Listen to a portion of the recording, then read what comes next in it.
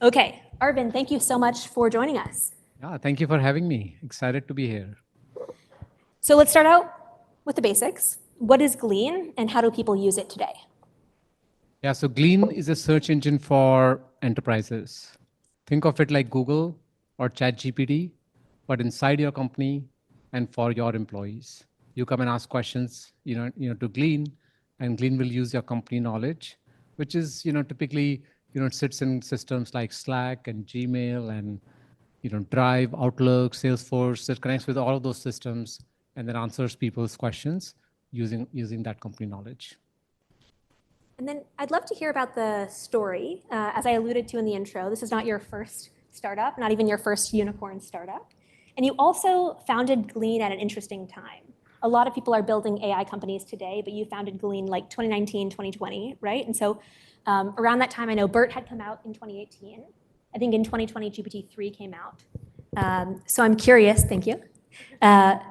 How did you come to start Glean, and was the large language model movement a big part of that story?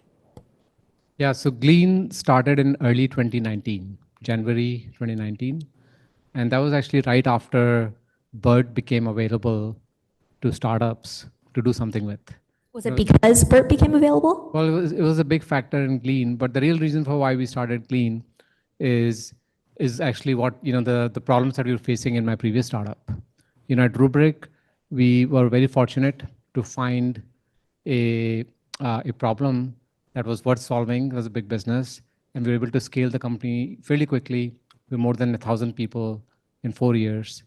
But as we grew, we didn't actually see, the adequate returns, from all that investment we were making in our people. And productivity across teams were actually dropping.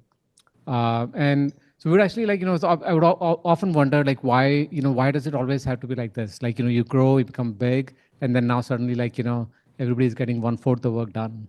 It's not like, people are not changing, it's the same people, even they're not getting enough work done. And so we would actually ask a lot of questions in our pulse surveys, and with the goal of improving our company and our execution.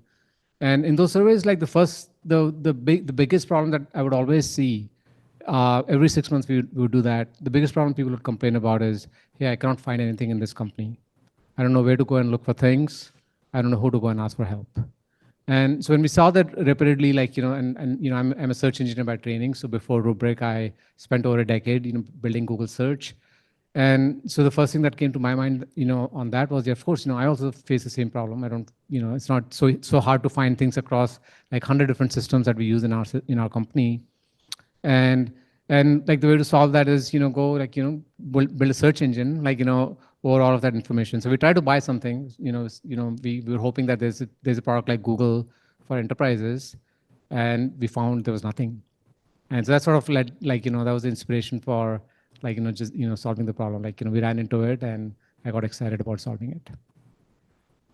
And were large language models a part of the vision from the beginning? Well, actually, it's an interesting story. So large language models really became, the origin of that is Google. And the reason they were built were to actually make Google search better. Right? That was actually that's really how this whole thing started. So it was actually, it was sort of the other way around.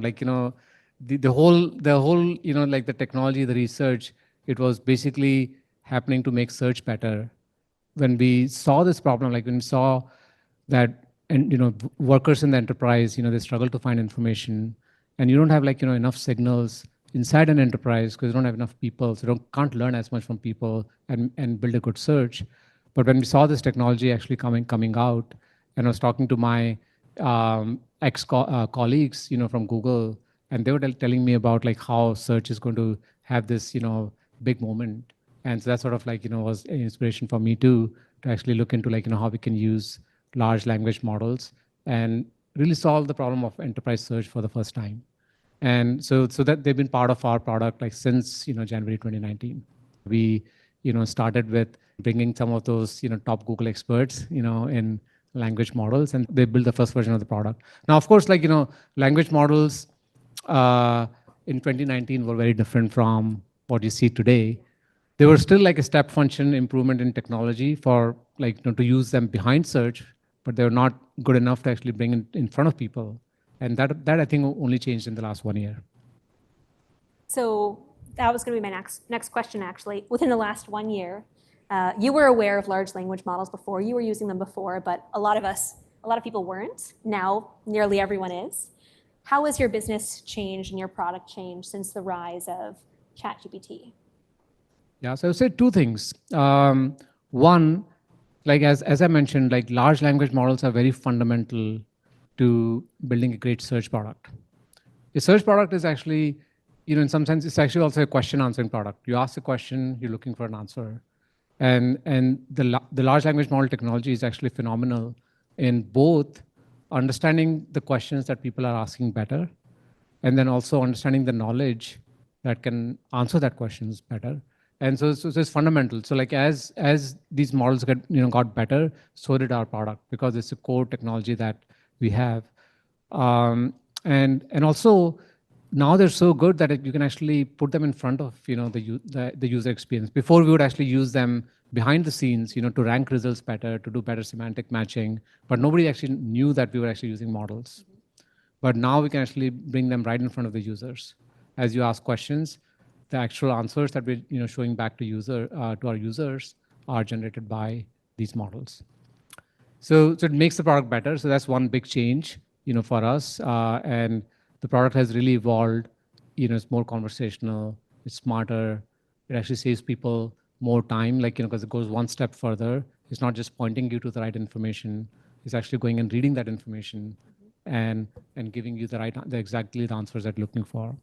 But the second thing is that, this has become big. Like large language models have become mainstream. Everybody talks about it. They're probably, like everybody here, probably using, large language models to, make your products better. And, look, what we've seen is that there's an unprecedented demand in enterprises who are wanting to embrace the latest AI technologies. And when they say AI technologies, it's basically they want to embrace LLMs. So much so that, I was actually talking to somebody, a large, railroad company in the US, and they were telling me that, look, we've missed every single trend in technology over the last, 50 years. We're still on mainframes. We don't use distributed systems. We don't use cloud. We don't use mobile. We don't use the internet in many ways. And so we missed all of those trends, but we're not missing this one. We want to actually go and leapfrog. Yeah, exactly. I would say we were solving such an important fundamental problem, which is, our mission was we're going to help every single person get more work done. 1/3 of all working time is spent looking for information, and we're going to solve that. We're going to actually bring all of that time back. It was still not the thing that was important enough for enterprises, but that changed this year. Everybody saw ChatGPT, and now they want it for their company. So it has, of course, accelerated our business in a big way, and we are able to grow much faster. And of course, we have to prepare as a startup to be in a different style of market. A market in which we were by ourselves, but we had to actually evangelize and educate the market to a market where everybody wants what you have, but now there's going to be competition. Sounds like a nice change. So digging into the details of how the product actually works a little bit under the hood, as you said, it's become a little bit more crowded in this market, right? There's other people that do retrieval augmented generation of like, oh, hey, we grab something from your email or from your Microsoft Word doc. Like, how different is what Glean is doing? Is it just retrieval augmented generation? Is there a bunch of other tricks? Like, how do you guys think about that? Yeah, so the core architecture of Glean is indeed retrieval augmented generation. The Glean search product that we had until last year, we would say that's the best enterprise RAG engine. RAG is just like another term for search, like it's a search engine.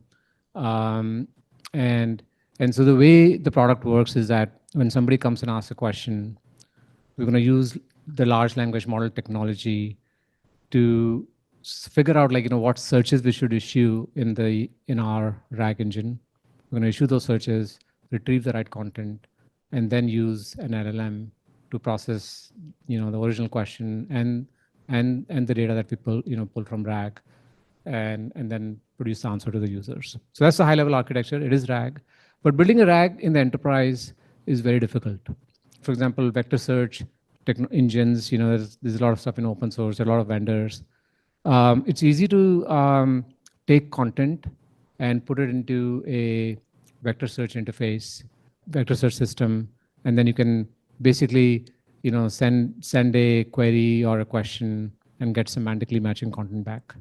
But if you think about taking this technology and making it work in the enterprises, you have to go and solve a lot more problems than just, putting up a vector search.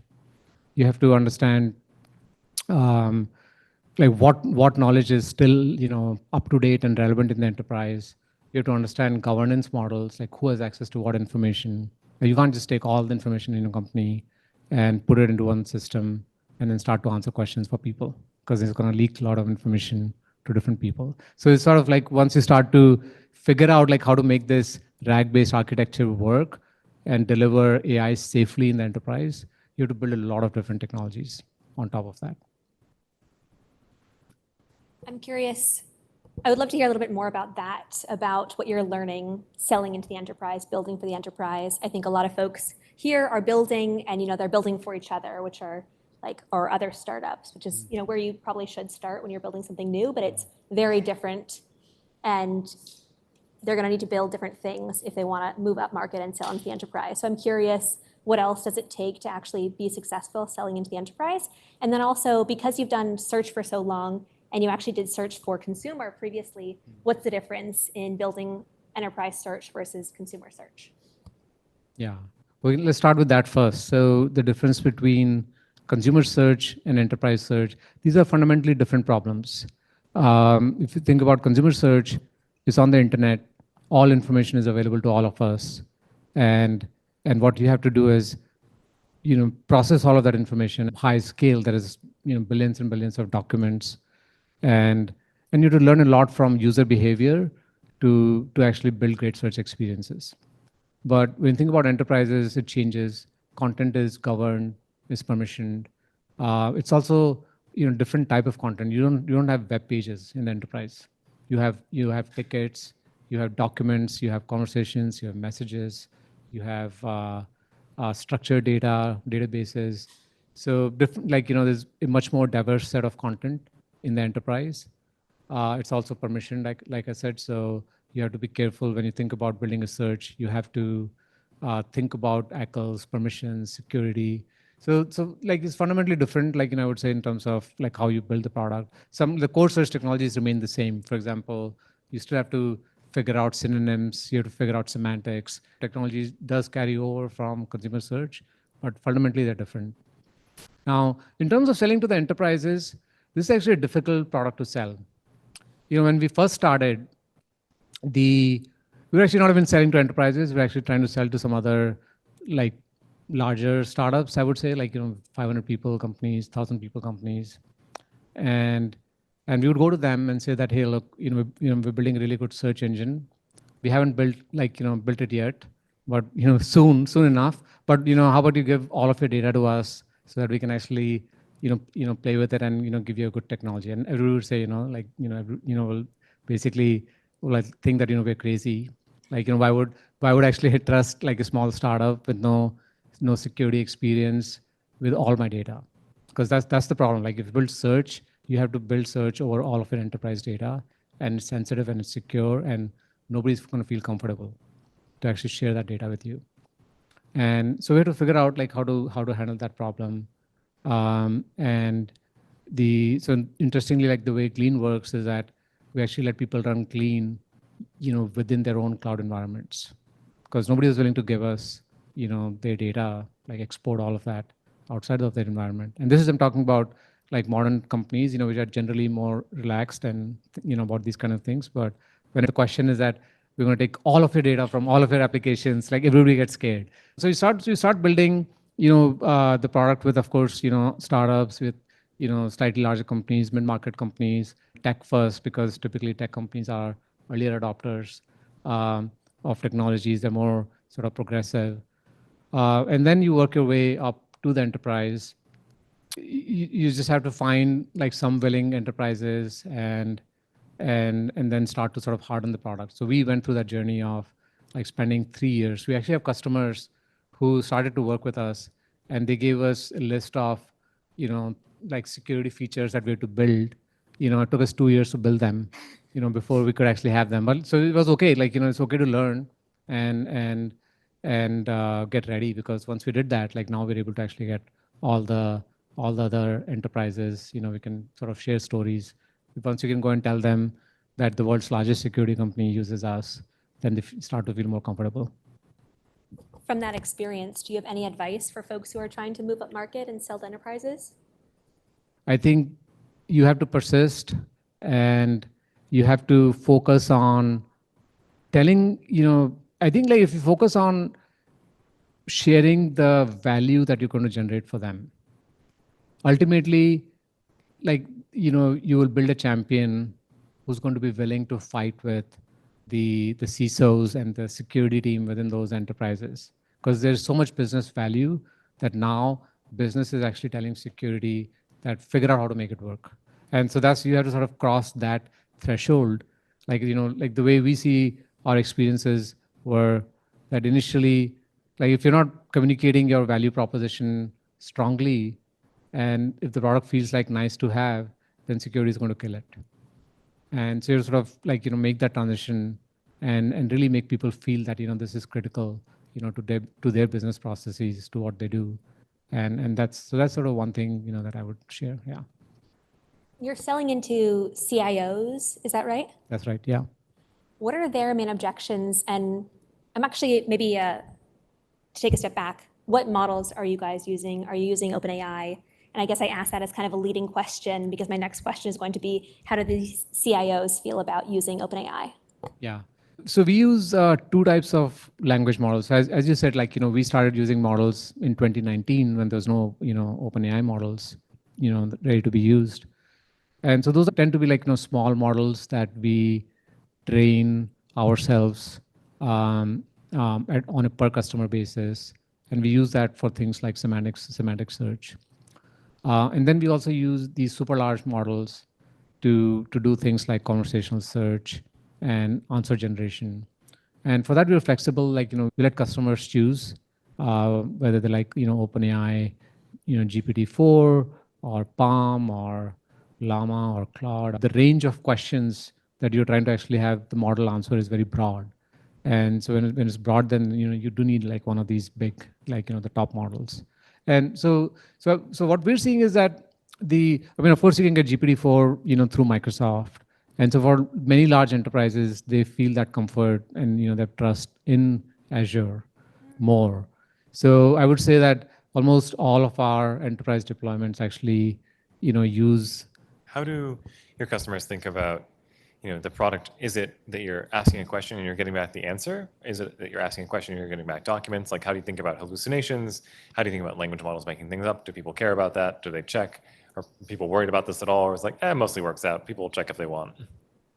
That's a really good question. I mean, everybody has used ChatGPT enough to know that it can make up things and like, spit garbage out sometimes. And so there's a lot of caution. And right now, nobody's going to trust an answer that you're going to generate without explanation. Like any mission critical enterprise application that you're trying to build is not going to fly. Like you have to do more work. And you have to deliver, AI responsibly and safely. We will always show, like we actually show the full process of how we're actually coming up with the answer. Not just like, you asked a question and we showed you an answer. That's not enough. It's also not enough to just show you that, hey, we use these, these are the the citations or the references. We actually show people the full process of what's happening. Starting from, there's a question, like these are actually some searches I'm issuing. These are some, documents, that we have actually found with the right pieces of knowledge. Then we're going to actually send them to the model, make it work on that piece of knowledge. The answers come back. After the answers come back, we'll actually do a lot of post-processing.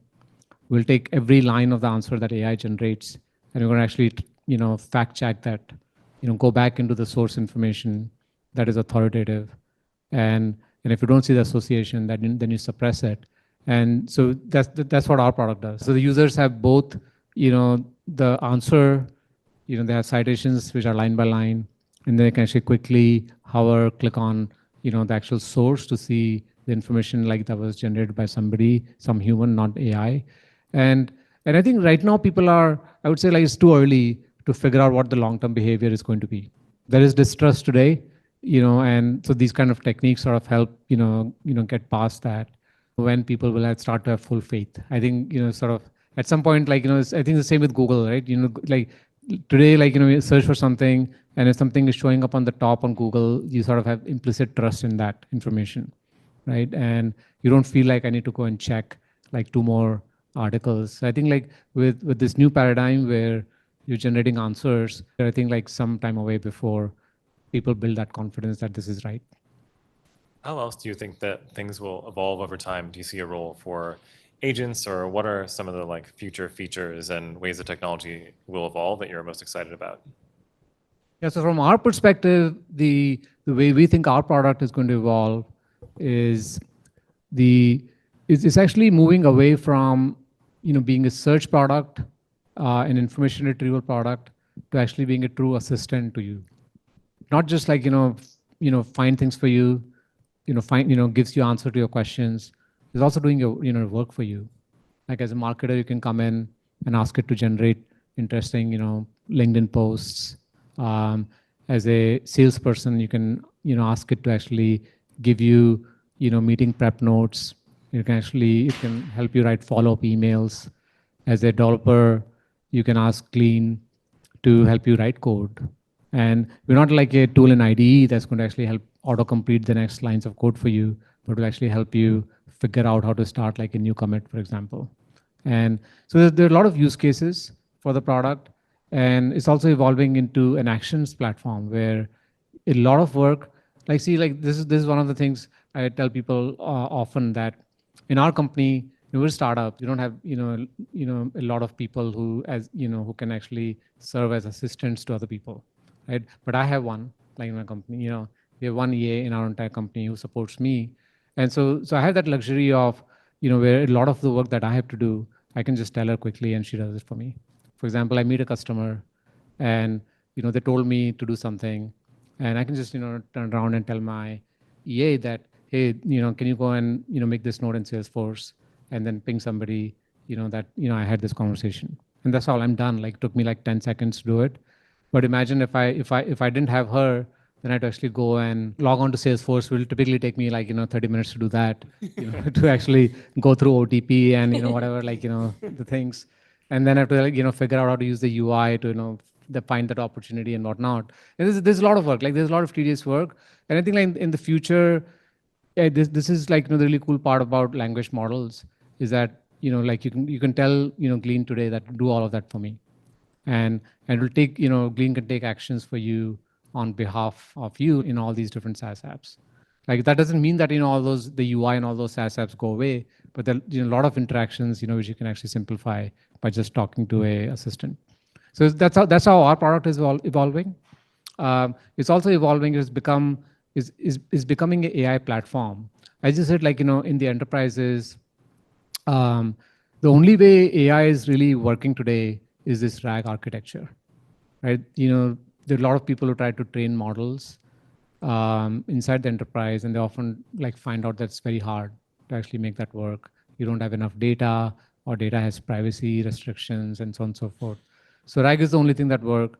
And so since we have built a really powerful RAG for enterprises, we've also become an AI platform that businesses are using to build apps. So that's how our product is evolving. But in terms of like what the future is going to look like, what kind of applications are going to get built, I think the possibilities are completely unbounded, and we fundamentally feel like the way we work is just completely going to change in the future. There are a lot of things that we accept as tasks, they're willing to do today. We won't be willing to do those in the next few years. Have you thought about agents specifically and how Glean could use those? Glean does have plugins, or in fact, we call them tools. And so, for example, there's a tool for, say, Snowflake. And if somebody comes and asks an analytical query in Glean, which we don't really know how to answer, but we can actually route them through that tool to Snowflake. Maybe they can answer that and bring the answer back to us, and then we show it to users. In that sense, we sort of become this like fully general purpose, assistant and entry point for users through these tools framework. People also talk about the like agents to agents, like where human is sort of, humans are no longer in the loop, and there are, two different software systems, for example, just coordinating and talking to each other and getting work done. And I think like my only reaction to that right now is that I'm scared of that. I think the technology is just not there in my mind to really be able to trust that. Like I think today we're actually having trouble, like with even humans, trusting like, what I'm getting back from the models. I think there is, I think it'll get there, but I think it'll take some time. What you were saying about what Glean is becoming as kind of like an action center or command center, that sounds really compelling, for me at least, as a potential user, to have an app that has all of my context, like how I write all of my emails. But that market is extremely crowded, right? Like everyone's building AI assistants. So how do you think about that and kind of jumping into a market which makes sense for you and your platform, but is also just very saturated already? It is true, like there are so many chatbots. In fact, if you actually build a chatbot, I think you're gonna find it very hard to actually get attention these days.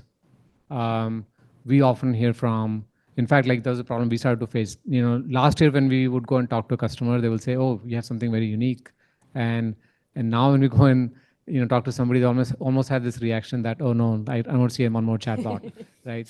Not another chatbot. Our feeling is that the building demos is easy. And I think once you really start to figure out business problems that you're going to solve, it requires a lot of work. And for anybody wanting to build, an AI-powered sort of Q&A bot, I think it's good to sort of like ensure that 90% of your work is not about sending a question to an LLM and getting an answer back. Using a RAG. I think those are very commonplace things. I think you have to sort of get yourselves embedded in workflows and add value somewhere else. And then this sort of becomes like using LLMs, using AI is just like, table stakes. Everybody's going to be doing it. What are some of the areas you think are kind of most promising in the future for other people out here that are building, maybe not necessarily related to Glean, but just with AI in general, or even just more broadly with startups and kind of tooling and infrastructure and the things you've been thinking about in the past? So I'll first start with things that we need, that will help us actually, go faster. How do you evaluate these AI systems? And this is a hot topic. I mean, a lot of you probably have heard about it, but we still haven't found anything, that actually saves us much time. It's actually right now, like, our best engineers are having to spend a lot of time just staring at, examples after examples of what the question was and what the answer, and they have to make these subjective judgments. So it's actually that's one of the big areas. Like anybody who figures out helps other AI companies evaluate their products. I think that's a big domain. The applications. So like from our vantage point, talking to enterprises, the top use cases today that they are actually having some success with or actually showing initial interest in are one for engineering. So helping people write code, helping people write, test cases, sometimes, helping doing, root cause analysis for production issues that you're facing. These are sort of some areas where AI, holds a lot of promise and is actually showing, early good results. Customer support is another big area where AI can really bring a lot of efficiency. So there's a lot of interest in that. I think, like overall, like I guess you're seeing people are now starting to specialize, and the I guess like seen a lot of interest in legal tech, getting better with it. I guess the way where AI is shining is you have large amounts of data to process. Nobody wants to read it, and the LLM can actually do a good job at reading that information. So those are like any use case that sort of feels like that. Like, and that's why support is such a big hot area for Gen AI, is because the task of every support engineer is to read stuff and answer questions, right? So it's a natural application for it. Amazing. All right, with that, we'll jump into some Q&A. And I'll just call on folks to ask your questions. So William Brackett, do you want to just stand up and ask your question? Thank you for speaking. I had a question on pricing. When you think about your product and enterprise clients, how do you think about the willingness to pay the problem you're solving specifically for enterprise and Glean? So we price our product on a per user per month basis. It's a flat fee. It doesn't matter like how much content you have, how many systems you're going to connect, because the way we think about our product is that it's delivering value to every employee in your company. And so that's sort of the basic model. We also have intentionally priced our product quite low. I think we never really did big pricing research for our product, like in the sense that try to figure out like what's that threshold, like what's the maximum you can actually squeeze from a customer based on the value you add. Because I think if you do that too soon, too early, then you're not going to get people who have issues deploying it company-wide. And our goal always has been that we want this to be a no-brainer purchase for our customers. Everybody in the company should be using this, and the value should be so obvious. So if I'm going to charge them $20, a user a month, $30 a user a month, like everybody can immediately do the ROI. That hey, even if the user got one question answered in a month, like it's going to pay for it itself. So that's the model that we chose. Make it a no-brainer. Curious to hear beyond LLMs what you're most excited about, or alternatively, you mentioned that it's QA, but what the customers of yours seem to be saying, or like a common problem that you think is really interesting to try to solve. And the second question is, given that it's a closed garden enterprise software, is Glean able to sort of learn from each instance in the deployment, and how do you sort of go about doing that? Yeah. So Glean is deployed, in a very isolated fashion for every customer of ours. We don't mix data. We don't actually typically do any learnings from one enterprise and then take them over to another one. These kind of things are not acceptable for enterprises. So, but the system, as we deploy the system in an enterprise, it'll go and read all enterprise information. It's going to start to learn about your lingo, your speak, your concepts, and then use those learnings to then create powerful Q&A experiences. And then on the first question, what are customers really looking for? I think since we go in and whenever we have conversations with the customers, they generally have a pre-built understanding of what we do, and therefore mostly what we hear about is that hey, we have information in many different systems and places, and we want to actually make it easy for people to find things, and so that's the use case that we hear the most. Sometimes if you go to individual departments, the HR team will complain about that. We got so many questions being asked to us, like in Slack or through tickets, where we have invested a lot in good documentation, but nobody wants to go and read them. So that sort of tends to be like a big use case. Same for IT. IT teams want to resolve most of their tickets automatically using AI. Customer support teams wants to do the same. So they're all sort of very similar use cases for AI. Again, as I said, they all boil down to, there is a knowledge base, and you want AI to use that to answer questions. Hi, Arvind. I'm building in the customer support space and have encountered Glean a few times.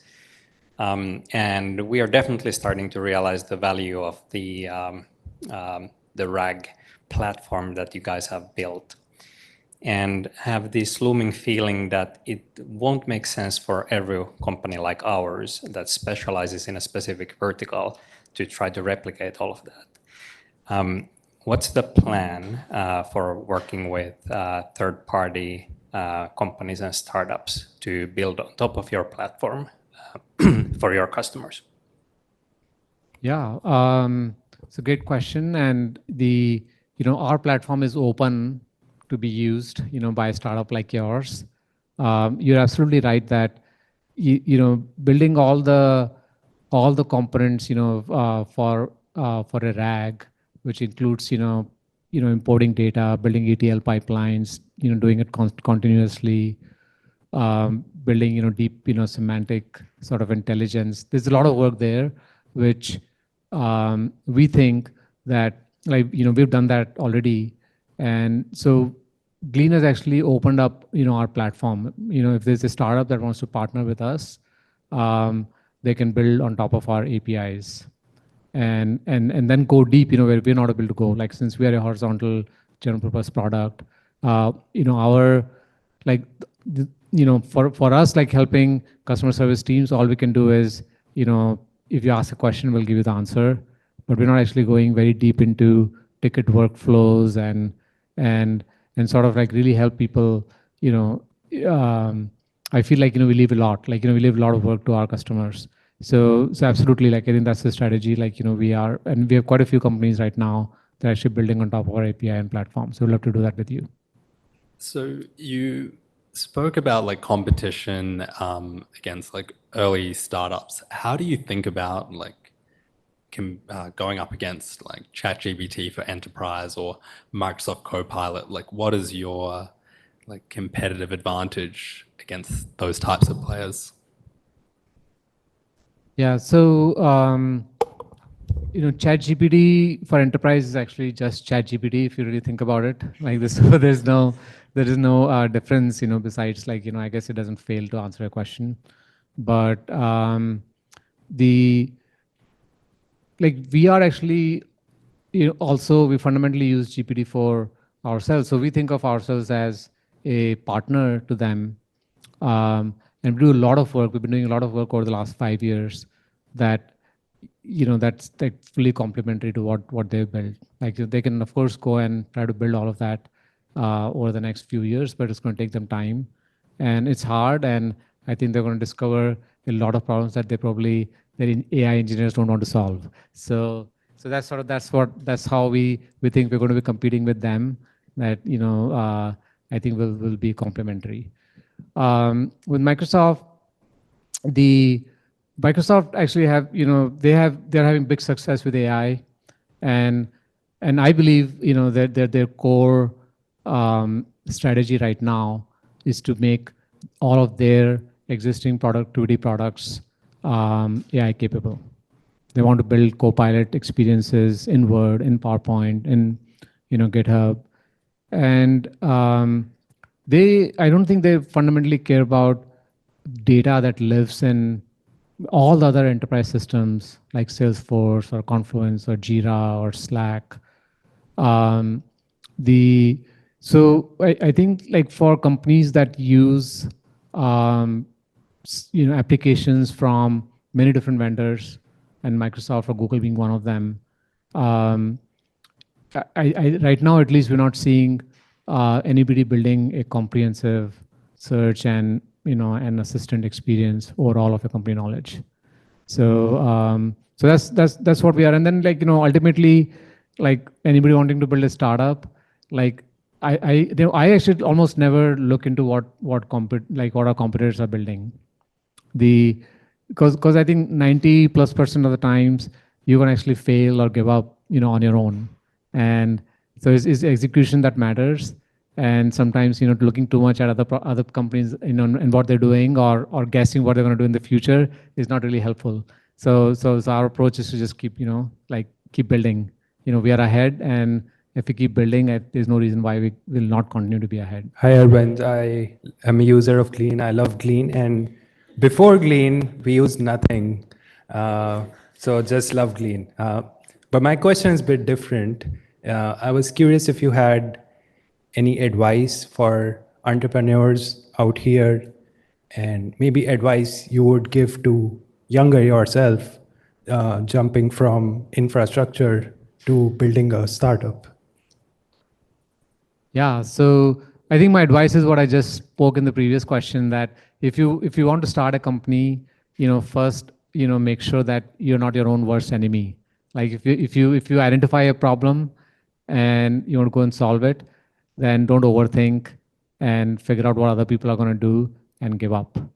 And that's a journey I went through for many years, where as an engineer I was sort of over analyzing and often just deciding not to do a startup, just because I felt like, maybe this was not a big enough idea or somebody else will do it. So that's number one. Like, there's a lot of problems and they need to be solved, and entrepreneurs are the ones who solve it. Second thing, is I just one more advice I'll give to people is typically, I feel like, if your goal is to start a company and then you're actually trying to hunt for a problem, I feel like, that doesn't work as well. It's sort of hard to build conviction in an idea, over a period of 2 months or 3 months that you're going to devote trying to actually find an idea. It actually works much better, in my opinion, if you observe a problem over time and then you actually start with that as the primary intention, that I'm going to solve this problem, and to solve that problem, you need to start a company. So that's what I would advise people, is to keep their eyes and ear open and look at problems every day, and then there will be one that will excite you, and then you go start a company with it. Okay, so I have a bit more of a technical question. So I'm very curious about how you see the limitations of RAG, and what kind of other strategies are you using? Maybe are you using agents? So maybe to give an example, if you would ask, give me all the frameworks that all the product teams are using, probably just listing all the top vectors would be a very not so helpful strategy. So what are the limitations of RAG, and what other strategies are you using for it? Yeah, it's a really good question. So there is a lot of information loss that happens, in a RAG style architecture, because you have a question and you have very small budget in terms of what information you can really utilize and ask the language model to work on. So first you have to actually just, build a really, really good RAG, right? If your budget is 32 kilobytes, you have to make sure that you've found the best 32 kilobytes from petabytes of data that, an enterprise would have.